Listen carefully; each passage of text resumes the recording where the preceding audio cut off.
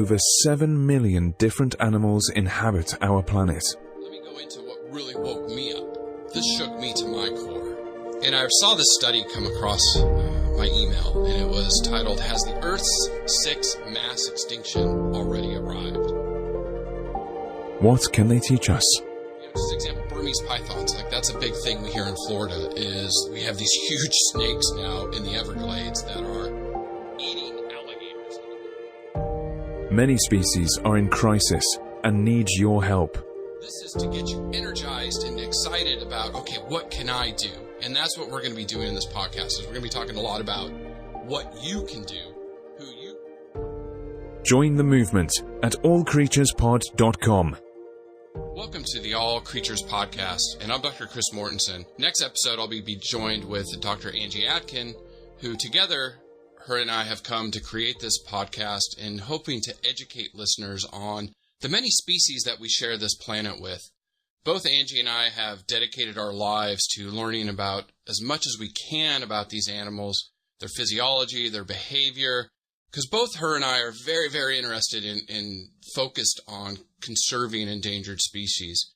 We both recently have been involved in a lot of research with elephants and rhinos and manatees and some other species of hoofstock zebras and Somali wild ass, just to name a few.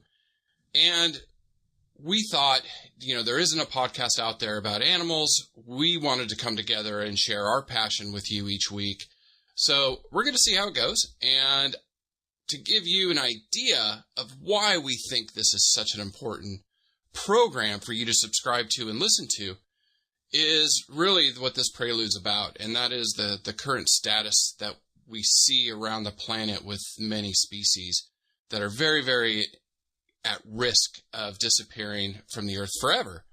So to start out, I just kind of want you to imagine, you're in Africa, it's the late 1850s, mid-19th century, and we'll place you in South Africa. It's hot, the sun's blazing, it's up overhead, and you can see a small party hiding behind a green thicket.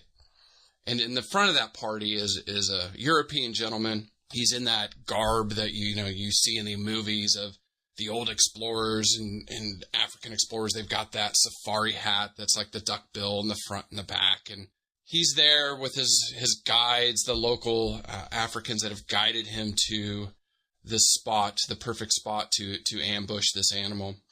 And the gentleman lifts up his heavy rifle and he peers down the scope. And he sees this large gray mass, and it's this large, beautiful bull elephant with two beautiful, long, white ivory tusks. And he aims carefully, and he fires. Bam! And this big ball of smoke comes out the rifle, because that's how these were back then. They weren't smokeless rifles. These black powder just make this huge smoke and smoke ball.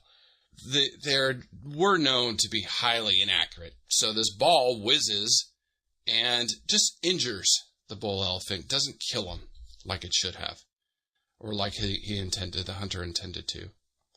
The bull elephant turns. He can see where the shot came from because now there's this big cloud of smoke, and he starts to charge. And the European gentleman, reaches over to grab his next rifle, and who knows who wins. The elephant had a shot to trample him or to escape, drive off the hunter that was trying to kill him. Or maybe the hunter got lucky and got a second shot off that struck home and killed the elephant. That happened 150 years ago. Now, take you to today. What's happening right this second? Or in the last 24 hours, this happened on Earth. You have not a European gentleman who paid lots of money and sailed down to Africa to bag an elephant. Now you have a group of poachers that are in the same thicket, and they all are armed to the teeth with automatic weapons and a couple heavy rifles, the sniper rifles that easily can take down an elephant. They're probably wearing some camouflage so they hide well and the elephant can't really see them.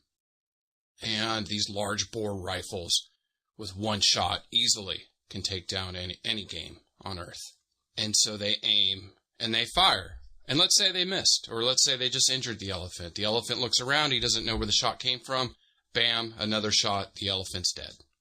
And that's happening about every 15 minutes on Earth. About 100 elephants are killed a day, which is horrifically sad. But again, what drives our passion on educating people on these animals. So let me take you to a new issue. This one a lot of people aren't aware of. I wasn't aware of it until a few years ago. I saw a show discussing this major problem. And let me kind of set the stage again. Let me go back 50 years, and there's this fisherman in Asia somewhere, and this is typically where a lot of this is happening. He goes out, his wife, he's a newlywed, he just got married, and so she made him a nice lunch, and she wrapped it all in paper, and he goes out on his little boat and his little fishing nets that have taken him weeks to weave, and goes out in the delta, and he throws his net, catches some fish in the morning. He takes a break. He opens his lunch that his newly married wife gave him. He opens it up, eats some of the fruits, eats some of the sandwiches or whatnot, and he just throws it in the river. No big deal. It's paper. So doesn't give a second thought about it, and then goes back to fishing. That paper takes about 2 to 3 weeks to degrade completely 100%. So just keep that in mind. Today, this is happening again. I said right now today. You take the same gentleman. It's 40 years later. His wife of 40 years has made him a lunch, but now she's wrapping it in plastic because everything is so readily available in plastic, and gives him a water bottle that maybe he keeps that water bottle each day, but it's just a plastic water bottle, and he goes out and he does his morning fishing. And even if he's conscious and tries to not throw his trash in the ocean, a lot of they don't have, a lot of these countries do not have the recycling centers or the trash centers that we have in a lot of industrialized nations. So even if he brought his trash in, they usually dump it in the river. So he either throws it in the river or later on throws it in the river, and that plastic bottle gets knocked in the river. And now you're talking about things that take 400 or 500 years to completely degrade. So the river is carrying a lot of this garbage, and it's taking it out into the ocean. And in the ocean, a lot of these currents are gathering up, these ocean currents are gathering up the garbage to where now there is this thing called this Great Pacific Garbage Patch. And I didn't know this existed. It's astonishing that is actually out there. I did not know. This Great Garbage Patch is about the size of the country of Mexico. That's how big it is. That is insane. That is crazy that we just have this large floating patch of plastic, majority plastic garbage floating in the Pacific Ocean, which is slowly degrading. Again, it takes a plastic bottle about 400 years to degrade. Tin can's about 50 years, aluminum can 200 years. A glass bottle is like 1 million years, they think. They don't know. And even that fishing line I was talking about, if that fishing net that fisherman's using today, well, a lot of it's now plastic or some synthetic material. Those take almost 1,000 years to degrade. So you have this large, huge garbage patch the size of Mexico floating in the ocean, with it slowly degrading, leaking these chemicals and plastics into the ocean, which then the fish and the sea life ingest. And some of us, actually, that ingest fish from the oceans are ingesting some of this plastic. So again, I didn't know existed, and I'm just astonished that it is. And there are some scientists working on trying to get that cleaned up, but the size of Mexico, it's just insane. It's just crazy. One more story. And just to kind of, again, setting this up. And the purpose isn't to make you feel bad. The purpose is to get you engaged and get you excited about conservation and be knowledgeable. I think that's the big thing, is we need to spread the knowledge. That is really the purpose here. So, a lot of us have heard about the rainforests and the cutting down of rainforests. I mean, most people have heard about that. So just to kind of give you some background, in our atmosphere, about 20% of it is oxygen, and that's what we need to live. We need oxygen to live. And the rainforests only produce about 20% of that oxygen. So, we say the rainforests are the lungs of Earth, and that's what produces a lot of the oxygen. That's actually not true. It's important, but it's not the most important. Actually, the ocean is the most important. It produces most of the oxygen, the microbes and stuff in the ocean. But again, the rainforests are very critical to not only producing some oxygen, but also for habitat. A lot of species, it's so diverse. The animals in the rainforest are so diverse. So, really got to look at preserving the rainforest. Now, what's happening, let's say we go back 40, 50 years, they were clearing some rainforest, but they were doing it slowly. The technology at the time wasn't that great.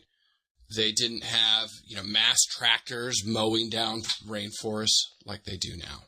And so if we go to today, they are clearing the rainforest really fast. The UN, United Nations, has done a survey, and they estimate about half of the world's rainforests have already been cleared.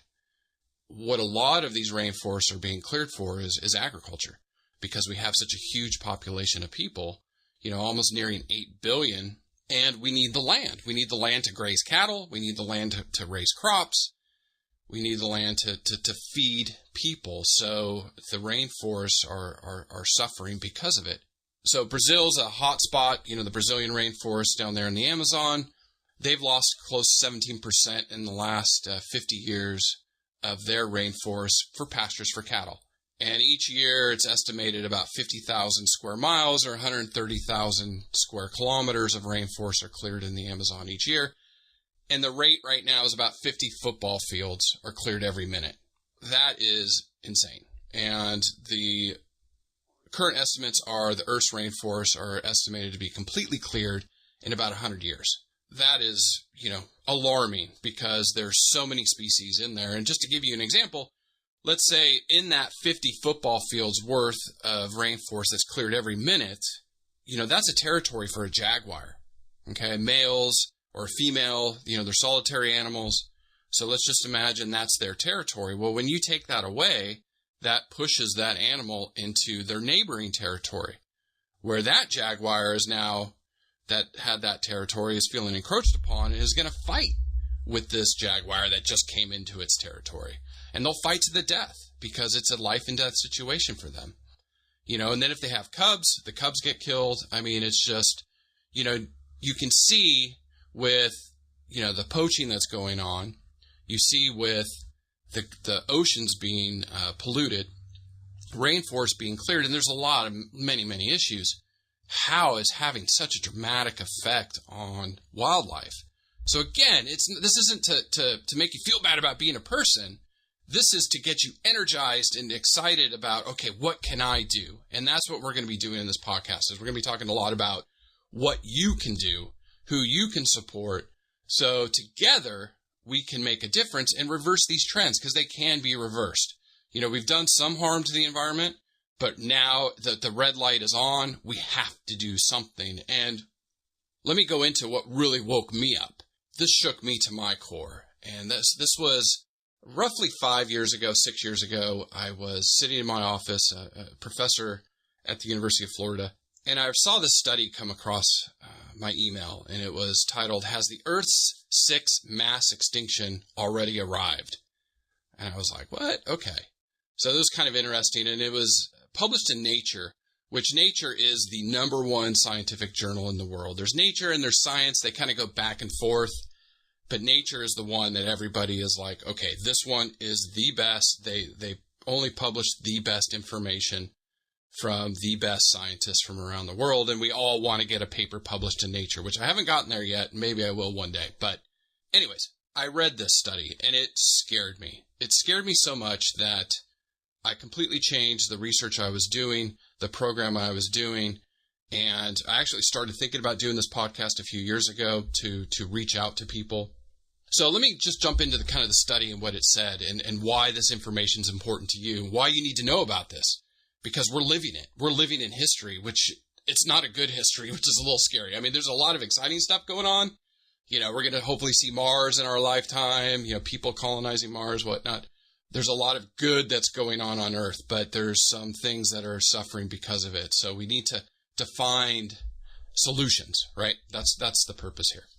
So the Earth's sixth mass extinction. So, my first question was, what's a mass extinction? And I thought, the last mass extinction was the end of the Ice Age, about 10,000 years ago, right? I mean, that's when we had mammoths and saber-toothed cats and some of these large megafauna, really, really huge animals.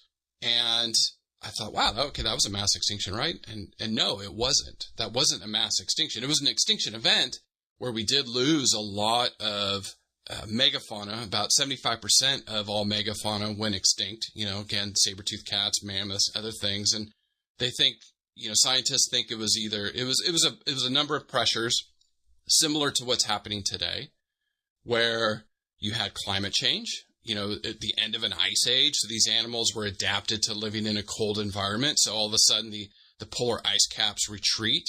So less places for these animals to live where they're used to living. They can't live where it's hot and whatnot. So there was that pressure. So them dying off from that. And then they think humans with hunting and as we dominate the planet, these animals suffered and they went extinct. So it was a number of issues. But again, this wasn't a mass extinction. A mass extinction is defined as when Earth loses greater than 75% of all species, not just megafauna, but all species. So you're talking insects, fish, birds, amphibians, reptiles, mammals, in a very short geological time frame. Okay, so you're talking 1 million years. In a geological time frame, that's short. To us, that's not. That's like, wow, really long. But in geological terms, that's a very, very short time frame. So the end of the Ice Age was not a mass extinction. To go back to the last mass extinction, you have to go back to what we all think of as Jurassic Park or the Cretaceous period with T-Rex.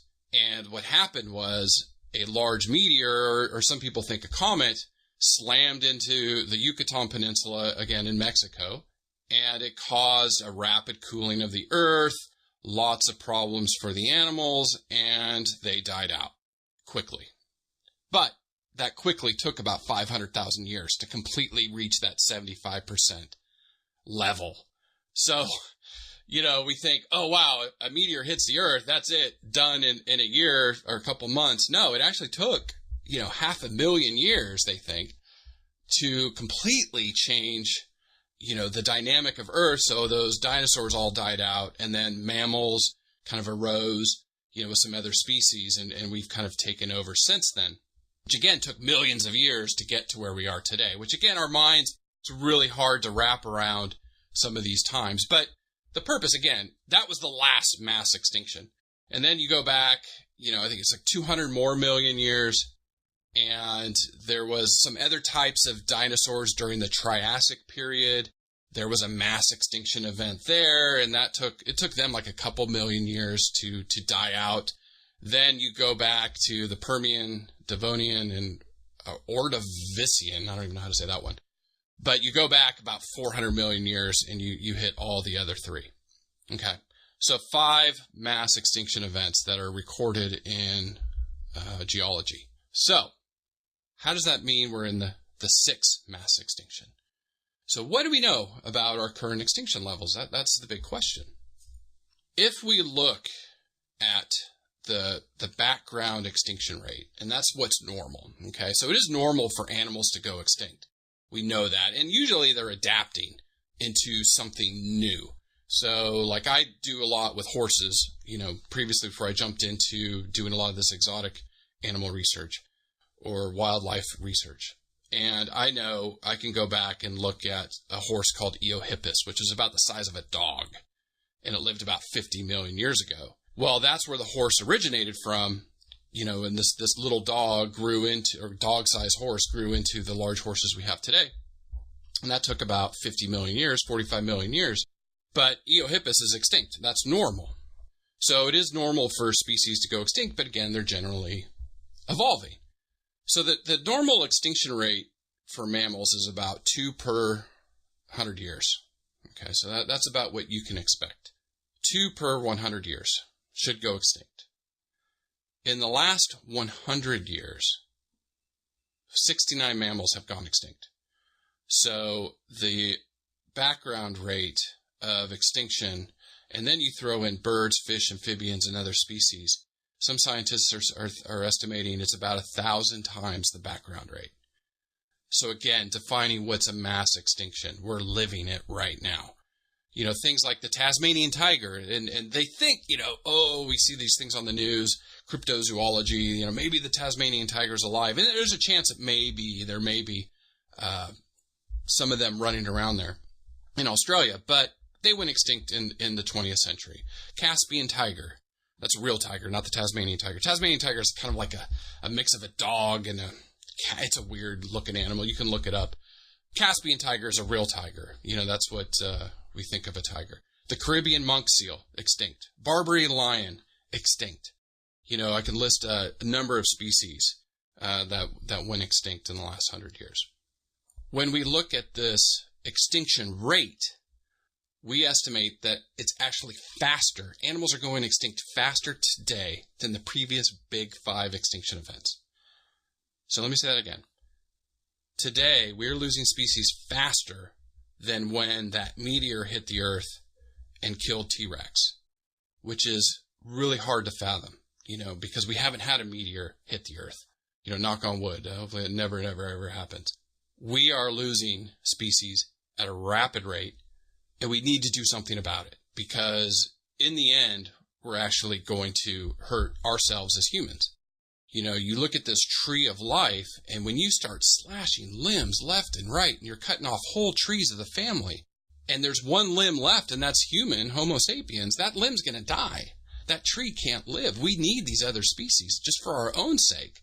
So in nature, there's a synergy with, you know, all these different species dependent on each other for survival. I mean, the environment, the microbes in the soil, the earthworms, the trees, the seeding, the pollination. I mean, all these things, we all depend on each other. And so when you start taking these out, you know, you put in danger us. That's what it astounds me. This is why this should be in the news every day, because this is our own survival.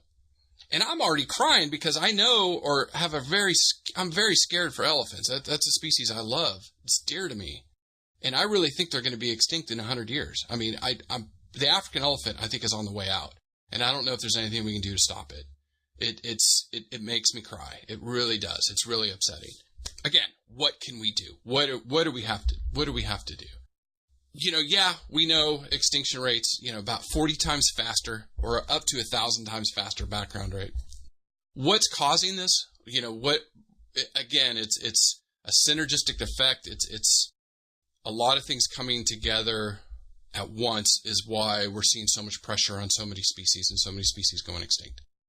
One's habitat loss. It's as humans have gone and explored the earth and dominate the the skyline with buildings and housing and new communities, all of that stuff.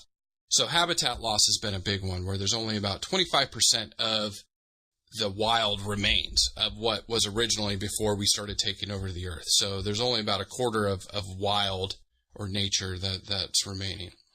Another big problem is invasive species. As humans, as we've gone around the earth exploring, we've brought things with us, some purposefully, some not so purposefully, but you know, we know like island nations in the Pacific where rats were never, or mice or anything like that were ever introduced, and all of a sudden they came on a ship. A ship crashed or they landed, and now there's big populations of rats, things like that. But, you know, I like to use Florida, where I'm currently living, as an example, because we have a huge problem in Florida. We're kind of a mixing pot, you know, kind of a neat place to kind of study this, where invasive species are wreaking havoc with the environment. But, you know, just an example, Burmese pythons, like that's a big thing we hear in Florida, is we have these huge snakes now in the Everglades that are eating alligators and other native wildlife that have never had to deal with these large snakes. One thing I think is really, really interesting, I heard a talk a few years ago from a scientist, and he was talking about frogs and frog songs and the different frequencies.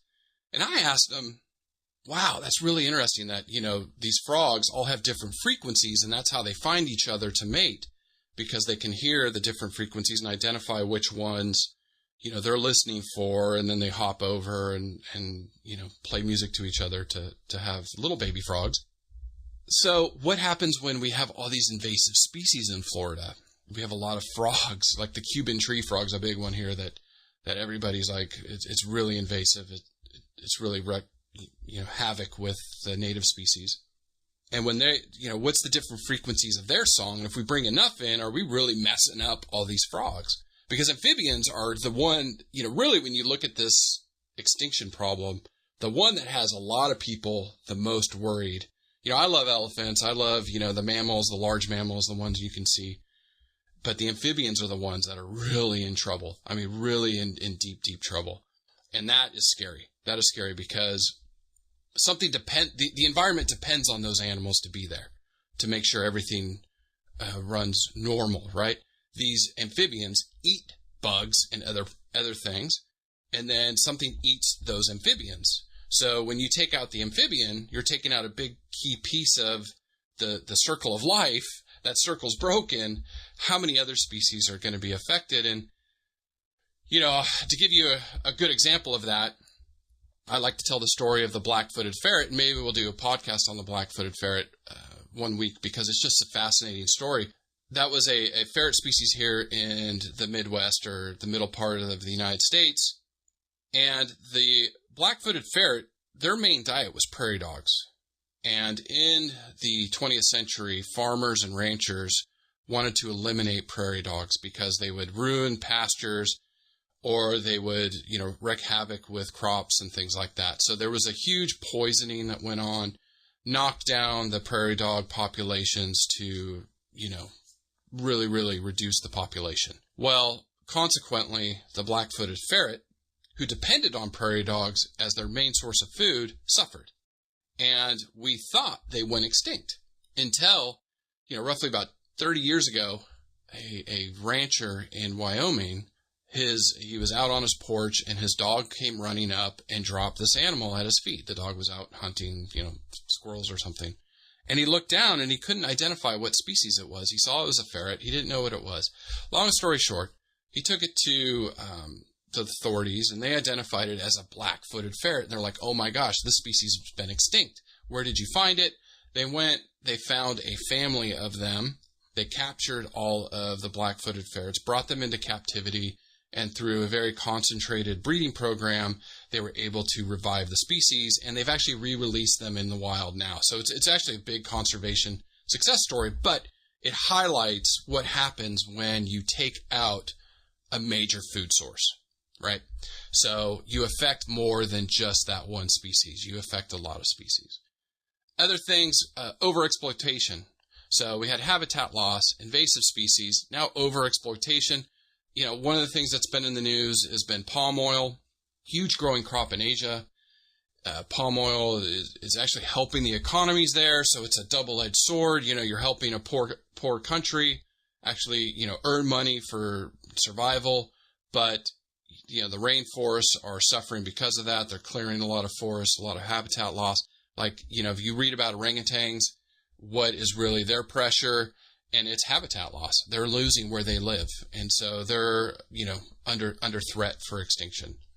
Climate change is real. I'm sorry. It is. It shouldn't be a political discussion. It's real. It's happening. So that is putting a lot of effect. And through the podcast, give you examples. I've been reading studies just on marine life because this is really where we're seeing a lot of effects of climate change. And that is the patterns of sharks, where sharks are going to feed because they're chasing their fish, and where those fish are, as the water's warm, the fish are moving and the sharks are moving with them. And so there's been a lot of studies of looking at where sharks are migrating, and they're finding them in the areas they've never found them before because of climate change. The earth is getting warmer. And then, so again, when you have the synergist effect, you combine all these pressures, species are really having a tough time surviving. So that is the premise of the show. And we are going to discuss these issues with each species. What's their current status? Where are they found? What was their historical range? What is their current range? So we're going to bring you a new species each week. We're going to talk a lot about mammals because that's Angie and I are really passionate about, but we'll do, land, terrestrial animals and aquatic. So, maybe we'll pick some species of whale and dolphin and talk about some unique things with them. We'll cover some birds and maybe some reptiles and amphibians just to kind of mix it up. Talk about I love poison dart frogs. So one of our weeks will be about poison dart frogs. I just think they're gorgeous. They're just beautiful, beautiful frogs. And what do they eat? Do they just eat bugs? How long do they live? Where are they from? Those are the things that we're going to bring in into this podcast. Then we'll talk about how they reproduce and how do they make more, things like that. And then we're going to talk about what you can do. How can you help? And we're going to give conservation tips each week. Recycling. If you recycle, you're helping the environment. Conserving water. That's something we don't think about a lot of times. We let the sink run. I do it every day, and I look at myself and I'm like, what are you doing? Turn it off. Energy use. I walk around my house now turning off lights because I'm like, first of all, I don't want to pay the bill. Second, I'm burning energy for what? No one's in this room. Shut the light off. So we're just going to ask you to listen to the podcast, learn, and share.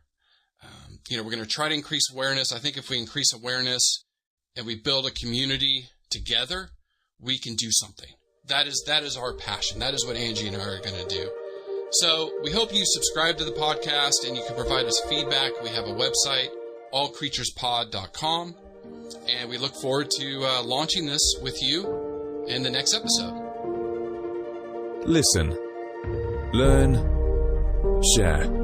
Join the movement at allcreaturespod.com.